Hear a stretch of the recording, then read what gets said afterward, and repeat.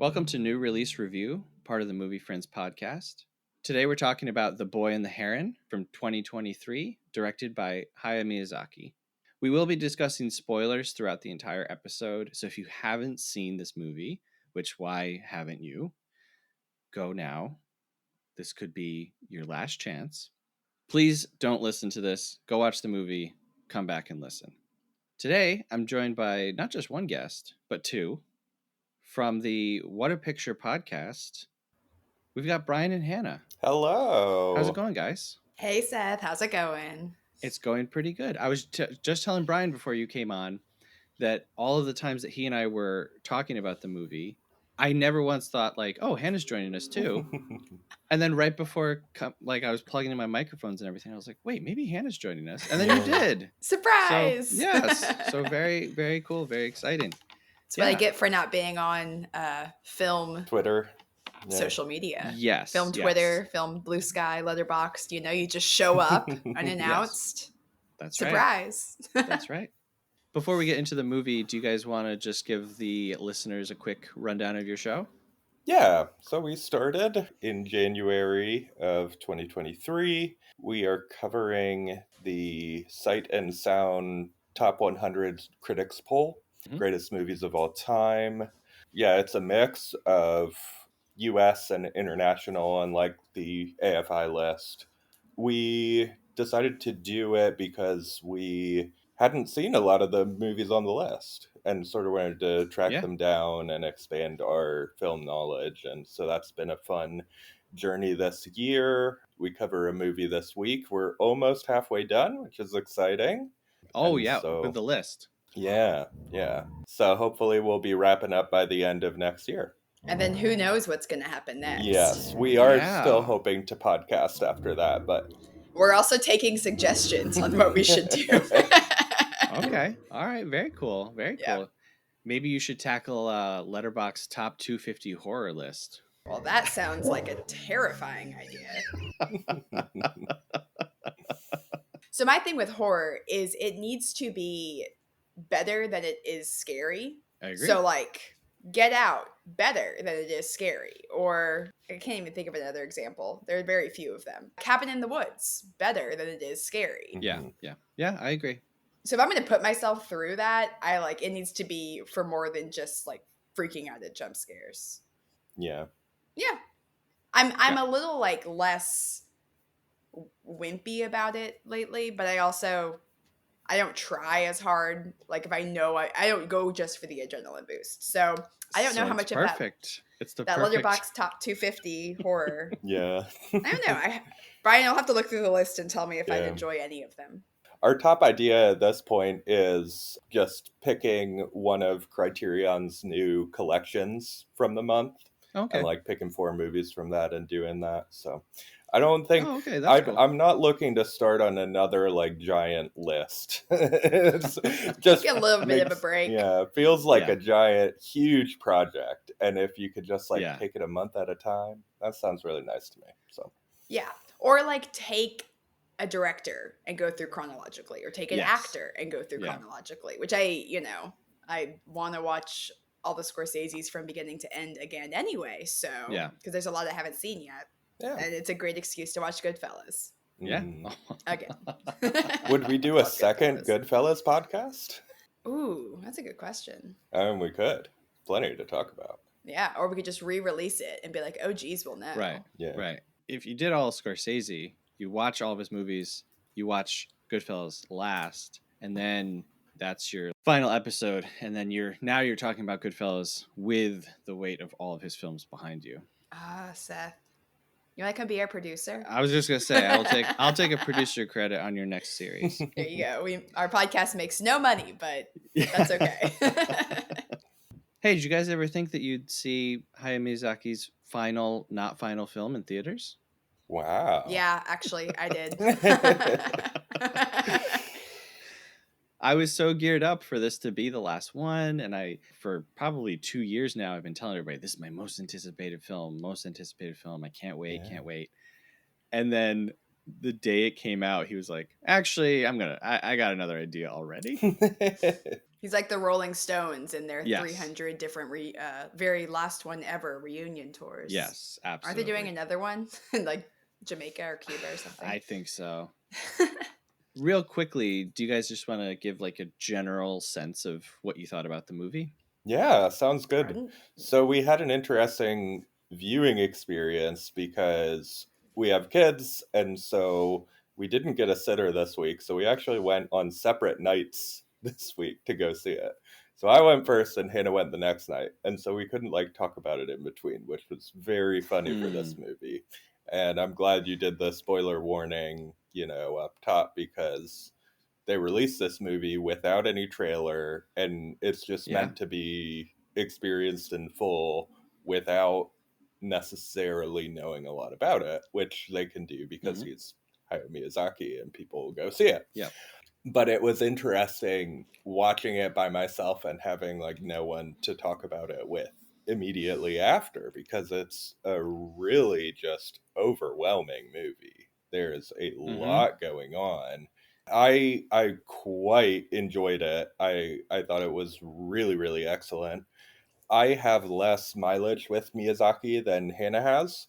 I've really only seen the early, more family-oriented stuff. I haven't seen many of his like adult-oriented films. I've seen My Neighbor Totoro and Kiki's Delivery Service, are the two other ones. So got it. This was my first foray into the more like adult themes in his movies. And so at first I thought, oh, this is like Totoro, but darker. Got it. And then halfway through the movie, I was like, I have no idea what this is now. But in a way that sort of delighted me. If I watch a lot of movies when I can be surprised watching a movie. Yeah. And when I stop thinking like, oh, I know what this movie's doing, or I have a reference point for this. It's really exciting for me because that doesn't happen super often anymore. Yeah. Absolutely. I mean, I think something else about our viewing experience, Bryan, is you watched it in Japanese with English subtitles, and I watched the English dubbed version. Got it. Because when we were picking, who's going to go on Wednesday and who's going to go on Thursday, I was like, I don't really want to read subtitles. Yeah. So I picked the dubbed version. So I'm interested to see how that affects our experiences.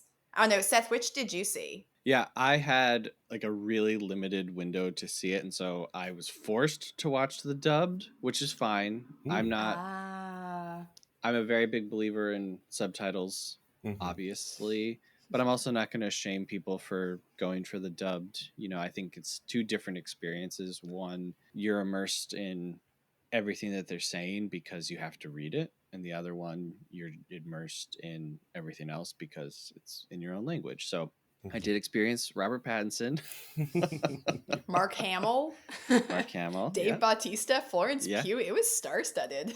Yeah, it was pretty crazy. I think it's interesting because it also makes you wonder, as you should with anything that's dubbed, but what is lost in translation? Absolutely. I mean, I imagine the subtitles in English are probably almost exactly what the English actors would say in the dubbing, but anytime you have something translated, what's been lost. But I thought it was wonderful. Yeah, Bryan mentioned I grew up with some Miyazaki. It was something my dad and I shared, including some of the more adult stuff, the Princess Mononoke's Spirited Away, Castle in the Sky. I had not seen much though in a while, and I kind of had forgotten what to expect, which you can't expect something like this movie. Right. I thought it was lovely. I thought that the visuals were amazing. His style of animation you don't see. So I thought that was wonderful. The first scene with the fire was just like so phenomenally overwhelming. I think also I don't go to the movies a ton, and it usually takes me a good 10 minutes or so to get used to the size of the screen. And so I wasn't used to the giantness of the screen, and then you had this very intense fire and noise and screaming and swirling, and it was very overwhelming in a captivating way. And then it goes from that directly to this like peaceful Japanese countryside. So I was already very, very invested, very on edge just from that first 10 minutes. And it held me there for a long time. It gets slow, but not boring. Which my threshold for slow and not boring is very low. So I thought it was really wonderful. I liked it a lot. I enjoyed it for sure. I kind of was left with my mouth open a little bit when the film ended. Mm-hmm. I really had to think about it. And my first initial thought was just, I cannot form an opinion on this movie until I see it a second time. Like, I feel like I really need to see it again now that I know what's going to happen, because I think that this is one of the least straightforward of any of their movies. So I've been steeped in Ghibli this year. We do a Patreon only show that we call Ghibli Gabs, which we know we're pronouncing Ghibli wrong, but we don't care. For the sake of the pun, it must be pronounced incorrect. Exactly. And I had finished all of their films last year because they're on HBO Max, and I was like, you know what? I don't know if this opportunity will ever come again in my lifetime to have like streaming access to these movies. I'm just going to do all of them. Yeah. And so I was really, really pumped for this one coming out. And I don't want to say I wasn't disappointed. I won't say that I was disappointed. I was just like, wow, that was a wild, wild movie. Yeah. We definitely get a lot of Alice in Wonderland. You could say there's a little bit of like Chronicles of Narnia. You could say there's like a touch of Wizard of Oz. It's just our White Rabbit in this movie is like the most disgusting, messed up version of the White Rabbit that you can think of, that also maybe wants to kill our Alice. I'm not sure. He feels like a poltergeist almost. Like it's he's purely just there to torture this kid until he gets this reluctant like tour guide appointment. Yeah. Well, he keeps saying to him like, your presence is requested or something like that whenever he sees him. It's like, okay, all right. So if you're trying to get him to follow you, you have a real odd way of doing it. Yeah. So weird. And what really struck me, my parents are both still alive and in good health, thank goodness. But I am entering the time period of my life where I think about what will happen to them. And what I was mostly gripped with was just the idea that your mother specifically kind of never leaves you. And he is like haunted by his mom. His mom dies. He is always having dreams and visions of her in her death, which is very intense for a kid's movie. Very intense. Then his father marries his mother's sister, who looks exactly like his mother. Then he finds the book that his mother left him and reads that and gets engrossed in that, and then goes on a journey because, this demon Heron, I don't know, tells him like, oh, your mother's not dead. She's actually here and you should come and get her. Yeah. So, he is just haunted by, and like, I'm glad, Hannah, that you said like he acts like a poltergeist, because this is kind of yes, there's elements of time travel. I don't know. I need to see this movie again, but this is a movie dealing with the afterlife, and I guess phases of reality in different dimensions, maybe, where reality is upheld by a stack of precariously placed blocks. Yeah. By a madman. Yeah. Yeah. So it seems like a world of the imagination, essentially, like a fantasy world that's been created by this great uncle where things can somewhat be preserved. But then it's been around for a long while, and there's this whole like ecosystem that's been built up about those like floaty bubbly creatures, and so cute. Pelicans are like hunting them. And then and then you've got like this parakeet tribe as well. So like all of this stuff feels like a world that's been around for like 100 years, and you see some of the things that have played out in that world. And like you said, there's some elements of perhaps time travel because he meets younger versions of some of the characters we've already met, including his mother. But I was just really impressed, I think, by how the story held together with that complete inversion of place, because you get all of these, like, and the first act is fairly typical for the first act of the movie, of they're seeding all of these ideas, and you're like, okay, I'm wondering what's going on with his mother. I'm wondering what's going on with the granduncle in this temple, and like, what is going on with this heron. So you get all of these ideas, and then they just completely go into this mystery world, but everything there is still present, but like inverted, and the story still holds together. It's remarkable to me. Yeah, I think too there's a lot about the secret world that is not explained but just is. And the movie does a really good job of, why are the parakeets there? Like, why are the pelicans there? Where are these little blobby things? Like, there's not a lot of answers, but the movie does a good job at you not being upset that there's not a lot of answers. Yes. It gives you the buy-in, because that stuff is more of just like, oh, fantasy world. Like, yeah, these weird blocks, this guy with the amazing eyebrows. Like, there's just a lot of weirdness. I think it also does with the time travel aspect of it. It's simple. It's not, time travel can be done really poorly, and it doesn't leave gaping holes, but there you leave with a lot of things unanswered, but you also leave with the right things answered. Because I think this movie is primarily about this child's grief and this child's like severe PTSD from a traumatic experience. And so, not that the fantasy world is his coping mechanism, but you see him just really truly dive in to needing to find his own answers, his own way of controlling a situation, his own way of coming to grips with what he's experienced and what he can't hold on to. And the movie ends with him letting go of the control. Like, he walks away from basically being the architect of this fantasy world, and he walks away from it totally content with never seeing his mother again, with, and then also leaves somehow still knowing about the world, and being okay with that. And so, what his specific experience and where his mind goes from trying to find answers to being okay to not be in control, I think is a really powerful transition for a boy who's what, 12? A tiny little baby. So I really liked how it progressed for him. My first thought, as I was able to kind of collect my thoughts and put them into a line, was that this is such a good depiction of like the purgatory between childhood and, I don't even want to say adulthood, but just like when your personality really starts to galvanize and you start to have autonomy, you're in this zone.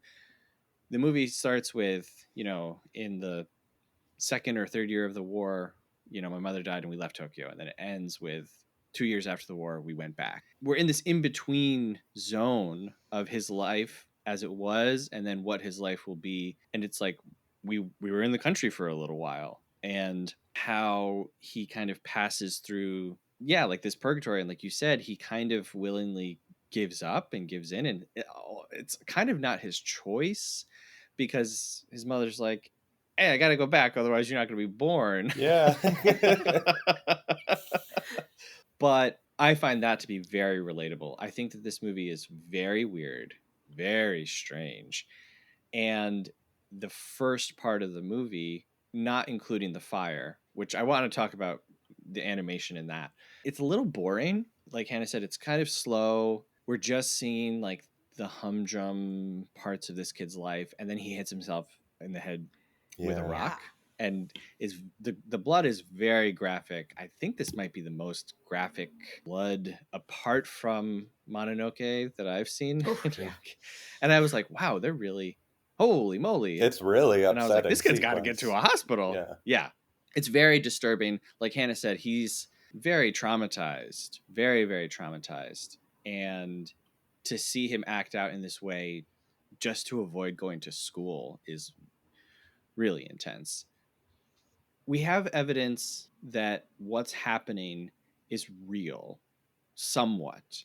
We know when the birds like leave the tower, they kind of just turn into real birds.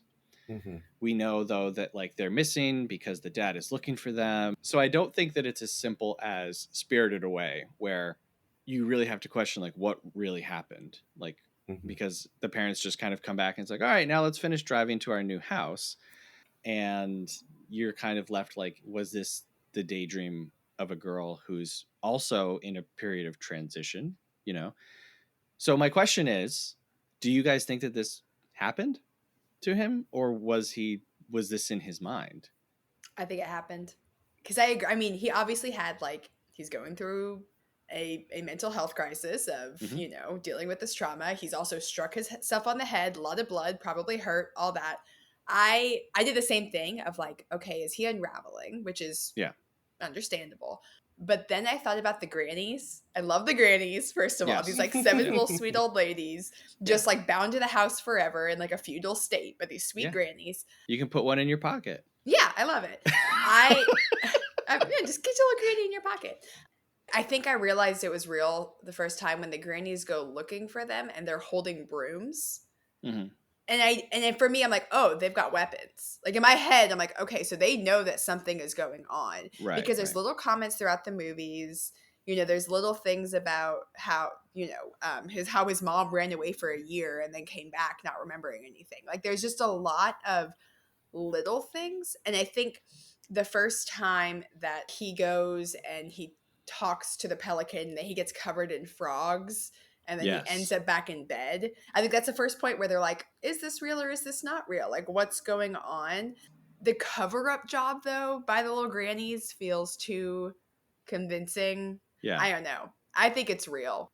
I think it wanted me to question it, and I'm just fully in. I think it's real. I think it happened.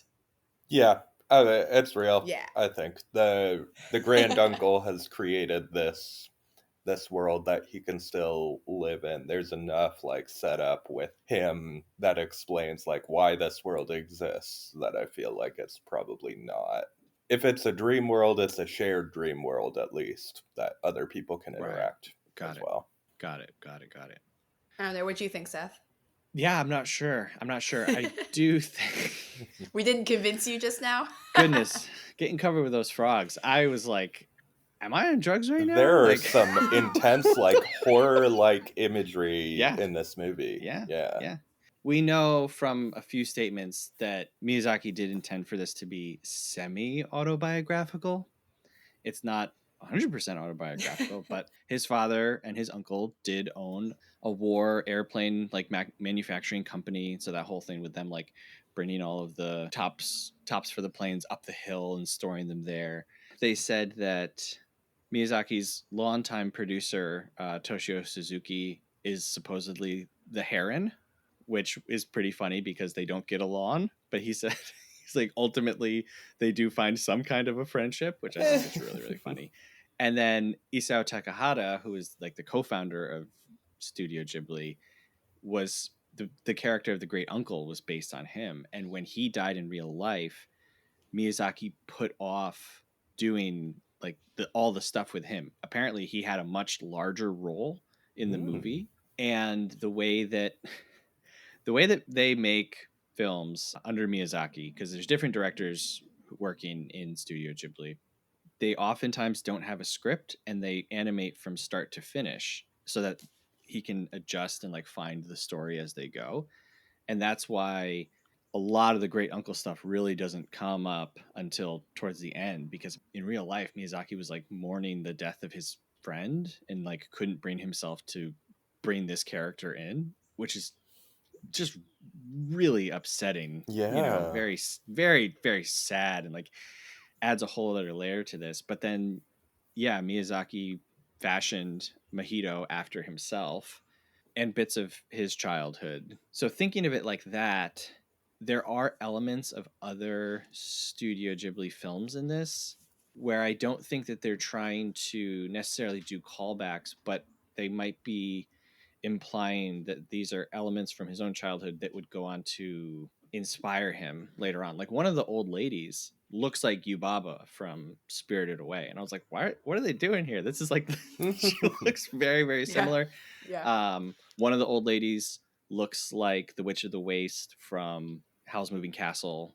And yeah, I don't think that they're doing it in like a interconnected kind of a way, but just knowing that this is like a contemplation on his own childhood, I was like, it's cool to have different things in there that, again, he might pull from for his actual later career. And I don't think I answered your question, but I don't know. I don't know if it's real.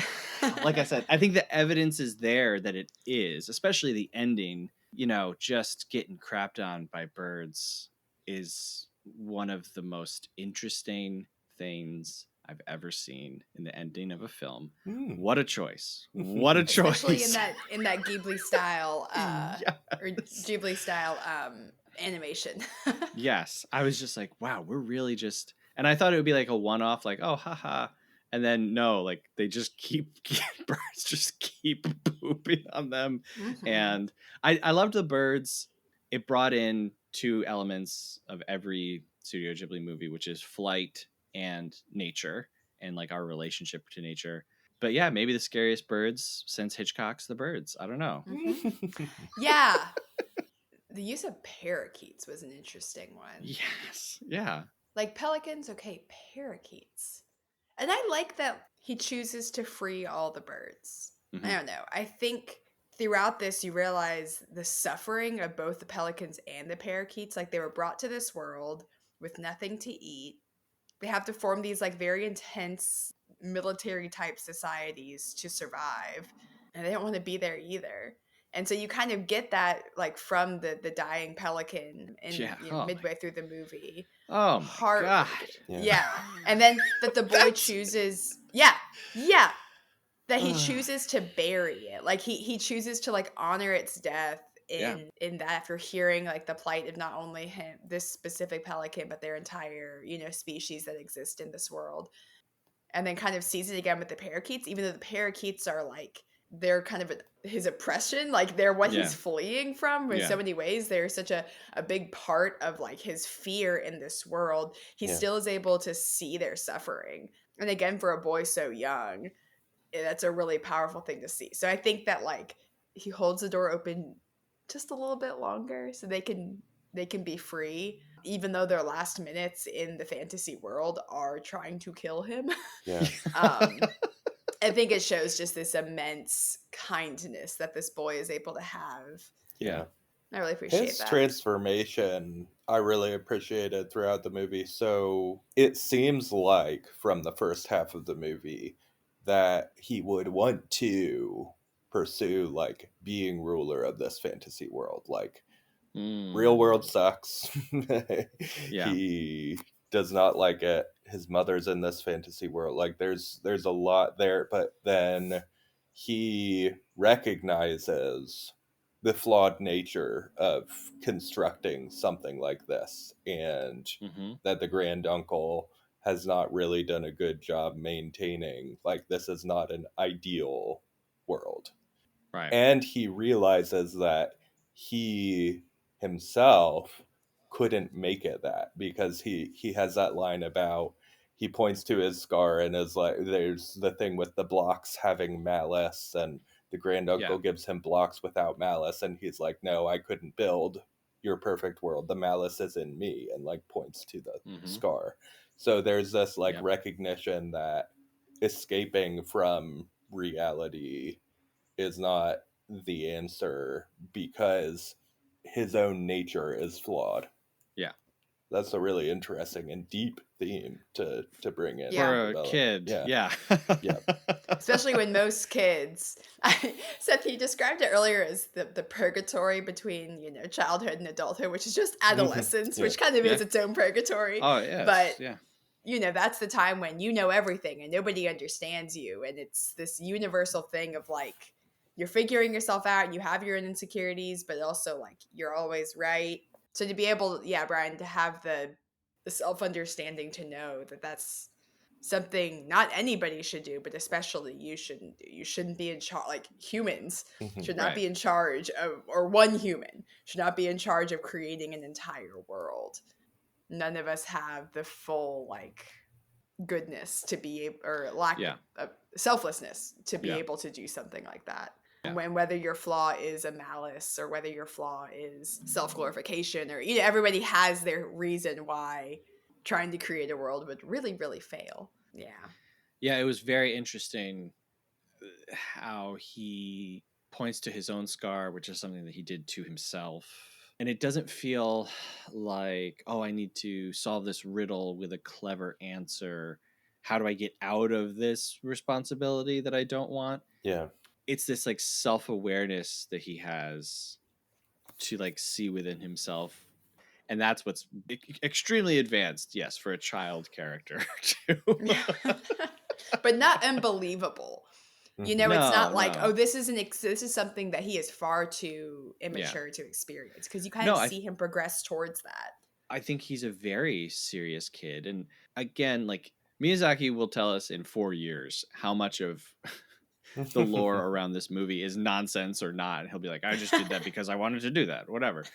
But this kid is a very serious kid. I love how much character is put into every shot of a Ghibli film. There's character bursting out of the screen.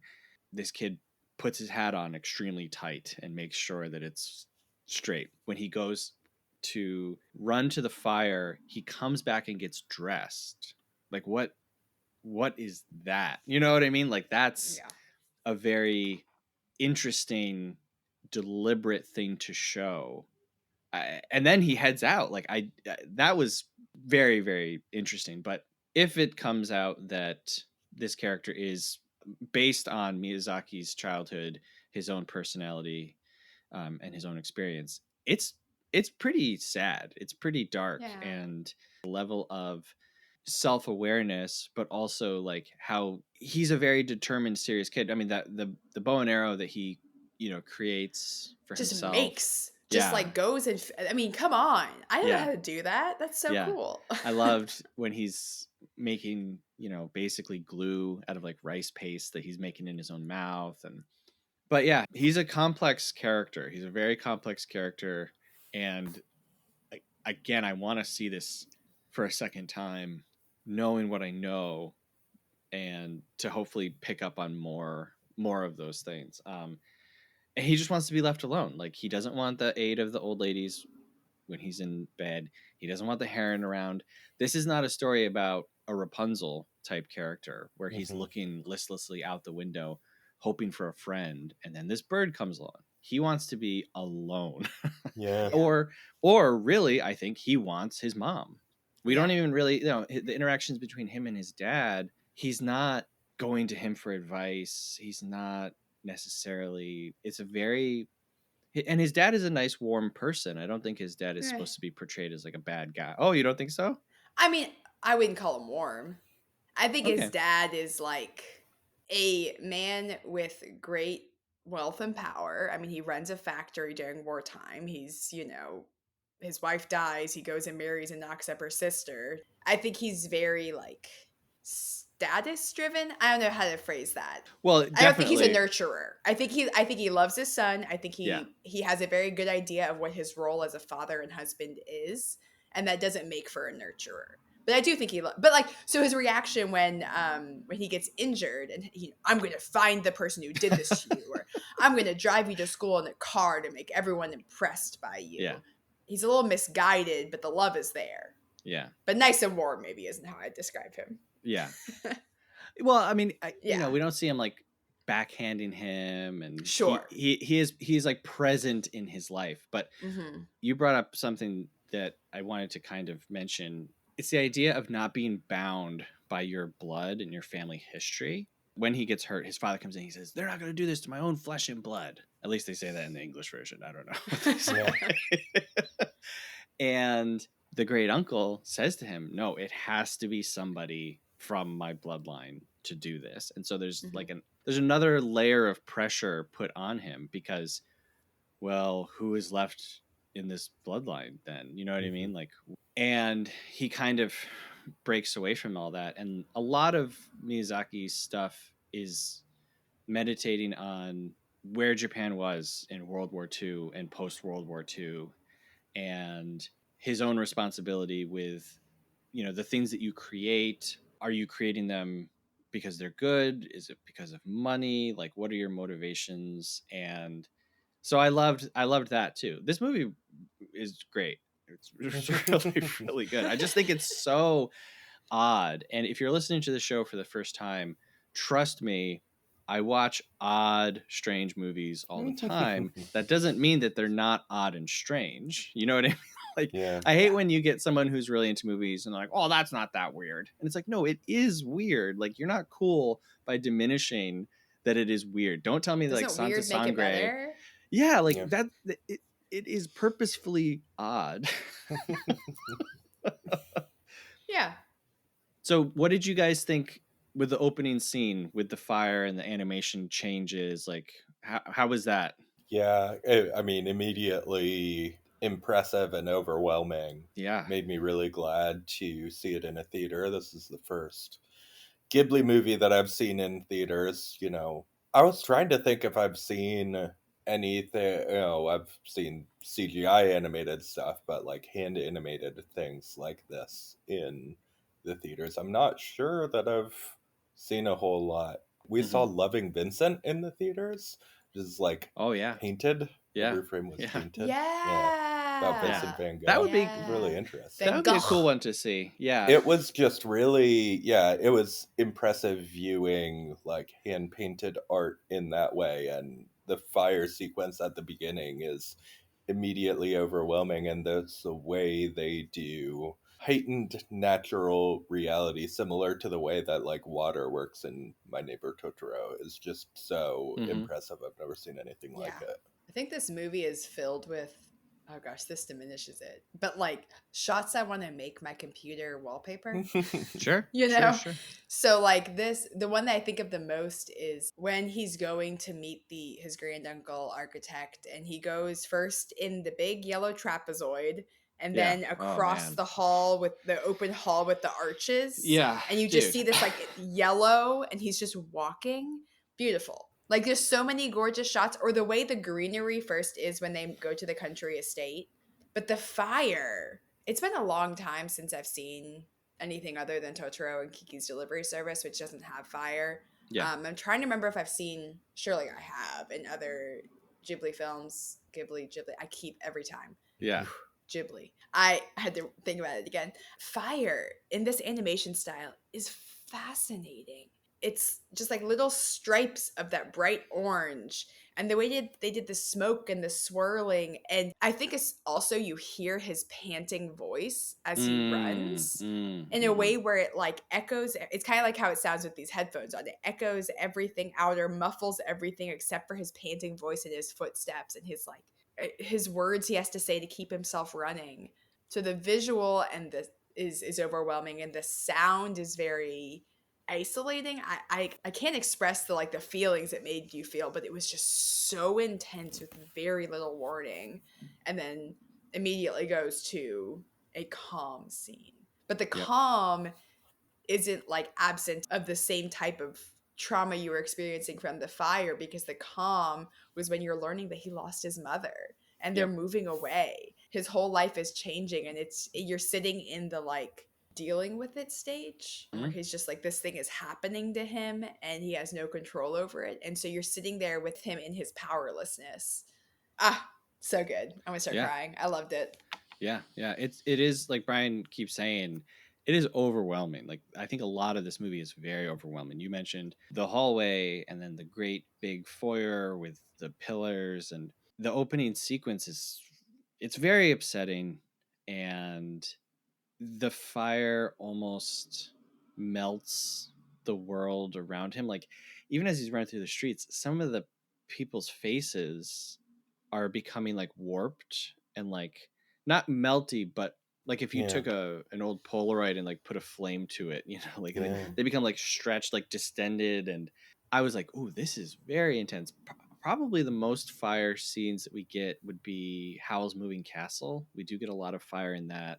The Wind Rises probably, but nothing like this. This is very, I wasn't sure what to think about the rest of the movie. I was like, oh, are we going to do like wildly different animation styles kind of throughout, And it was very jarring, but it's amazing. Like it's really amazing. And Joe Hisaishi, the composer who does the majority of them, he said he wants people to like feel the movie instead of like try to understand it, and that's kind of how he composed it. And like Hannah, you were saying, it's a little hard to like put your finger on it, but you just feel, and like if Mission I can accomplished. I felt yeah yeah, and it is like, again, like to me, I don't want to say that this is like my entire read on the movie, but again, like I think this is a movie dealing a lot with the afterlife and coming to terms with death. And so this is like hell, like his entire world is like melting away, and we continue to see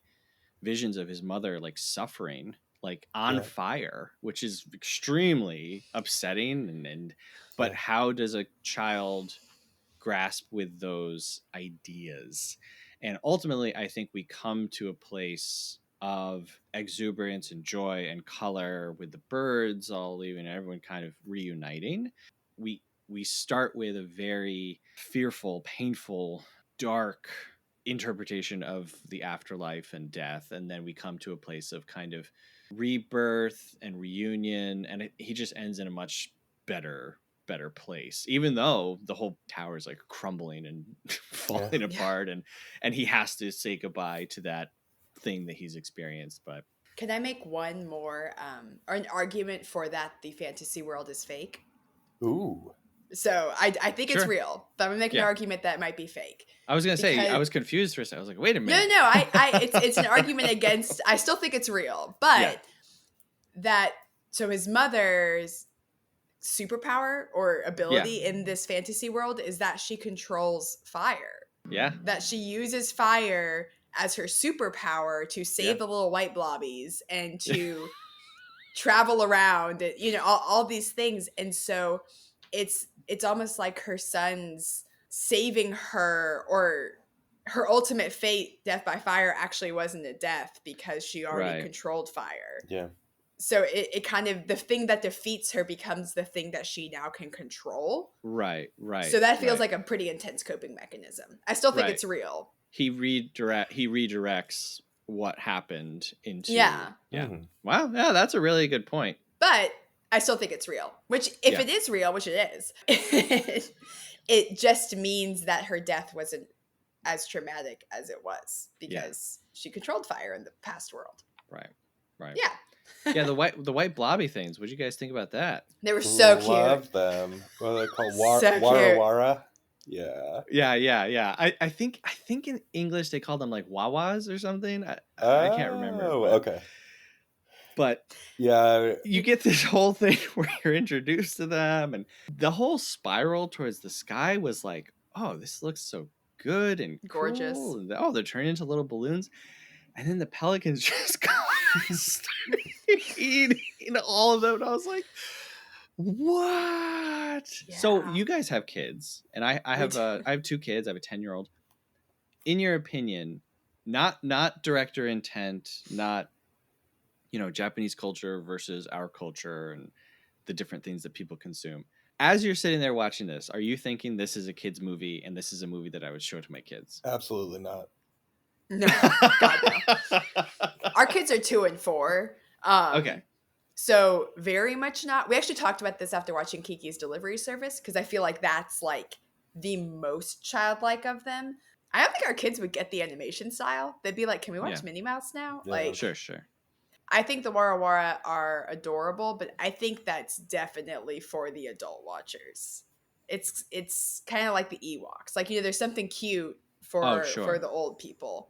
I don't think this movie was made for anyone below like high school 15. Age, maybe middle school age, maybe. But yeah, it's not a kid's movie. I mean, it's just confusing because we don't have, like, in America, we don't have adult animated films. It's not a genre you see here, and so I hope there's not a lot of 6 and 7-year-olds going to see this movie this weekend in America. Right. So again, like, part of the lore around the movie and the build up to the movie was that the title is "How Do We Live?" or "How Do You Live?" Right, and it's based on this book, which is kind of like a series of essays and how-tos fused into a story about a boy like coming of age and grappling with different like big topics. And apparently this was a big favorite of Miyazaki's as a kid, but he wanted to make a movie for his grandchild before he died to kind of like show him important things about life. And so I kind of had that like running through my head. And as I'm watching it, I'm like, I think there's a movie that people would make for their grandchild. And then I think that there's a movie that Miyazaki would make for his grandchild. And that's what we got. And I think I'm going to try to bring my 10-year-old. It might be a bit much, but I'm a big believer in showing kids movies before they're too old for them so that the impact is, you know what I mean? Yeah. Like you don't want to show a kid, I don't know, Goonies when they're like 20 because they'll be like, this sucks. Has he seen other Miyazaki stuff? He's watched probably 75% to 80% of them because I just went on a big like no Disney kick. I was like, instead of watching this garbage, how about we watch these other movies and maybe you'll, I don't know. Does he appreciate it? Oh no, yeah, he's 10. Of course he does it. Yeah, they love him. They love him. Good. They watch Totoro like nonstop, and they even watch some of the slower, more adult-oriented, like no fantasy elements ones. And I'm like, okay, whatever. Yeah, I'm trying to remember. I mean, when my dad showed me Totoro, I mean, I remember watching Mononoke when I was like 10, maybe even younger. Yeah, that's intense. That's one intense. That I did. Yeah. I did start to show him because I had seen it a few years prior. I was like, oh, this movie's great. And then in the first 5 minutes, a dude gets his arms like chopped off by a bow and arrow. And I was like, oh, wait, I forgot about all of this stuff. The only thing I remember about Mononoke is the chewing up the food for him or her. Like one of them has to chew up the food for the other person and being like, that's gross. Yeah. Great. They're great movies. We need to rewatch those, Brian. Yeah. I'm glad that we're all in agreement that this is a great movie, though. Yeah. It takes a lot for me to really not like a movie. Like The Heartbreak Kid, because he's a... I'm still mad at Brian for making me watch that. The Heartbreak Kid is so good. It's just, He's a jerk. He's a gaslighting jerk. Yeah, that's just not an enjoyable experience to watch someone being like that for Hannah. So it's fine. I respond that way to certain types of movies as well. But I'd say I'm not primed because I didn't grow up with the Miyazaki movies. They feel like they're harder for me to get into potentially than other stuff. Anything animated, really, even, the more Japanese animated stuff. But I really responded to this. I thought it was great. Check out some of the other stuff. Check out some of the stuff that's lesser seen. If you're listening to this and this is your first Studio Ghibli film, go ahead, watch Pompoko, watch Porco Rosso, watch The Wind Rises. Especially if you liked this, watch The Wind Rises. That is just one of the best pictures I've ever seen, regardless of if it's animation. And people can hear your thoughts on that on your Patreon, right? That's true. Patreon.com/moviefriendspodcast. So guys, where can people find you and your show? Yeah. We're available on all podcast platforms. The show name is What a Picture. Yeah. I am on Letterboxd, Bluesky, Twitter to some degree, while the castle crumbles, so to speak. Not super active on there, but I can be found. So. And I am famously not online unless you find my personal Instagram, which is, I mean, it's not private. You can find it, but it's a bunch of pictures of it's a bunch of pictures of my kids, my dogs, my baking adventures. All right, I have a homework assignment for me and Michelle. We're gonna try to find it. We had a guest on our podcast who said something about Myspace, and I panicked, like, oh God, is my Myspace still out there? With like my embedded dashboard confessional song that pops up every time you open it. It was not. I tried to find it. I went on Wayback Machine. I think it's gone. Yeah. Thank goodness. Maybe one day I'll join Bluesky. Yeah. Probably not, though. It's fun. You get to meet cool people. Like I met you guys through. Yeah. Well, I just have Bryan for that. That's true. All my friends are through my husband. That's not true, but all my movie friends are. Thanks for having us on. This has been fun. Yeah. Yes, thanks for taking a Saturday morning to talk about a real strange movie, but wonderful movie. Really glad it worked out. Yeah. Hey, if you're really glad it worked out, send us an email, moviefriendspodcast@gmail.com. Let us know what you think about The Boy and the Heron. We would love to hear from you. You can also find us everywhere on the internet, except for TikTok. So, sorry, TikTok. At Movie Friends Podcast. We're millennials. We're not on TikTok. That's right. That's right. All right. Thanks, guys. Thank you very much. And thank you very much for listening. Have a good one. Movie Friends is produced by Seth Vargas and Michelle Rubenstein. Music by Anthony Vicora. If you like the show, please subscribe and give us a rating. It really helps us find new friends. Thanks!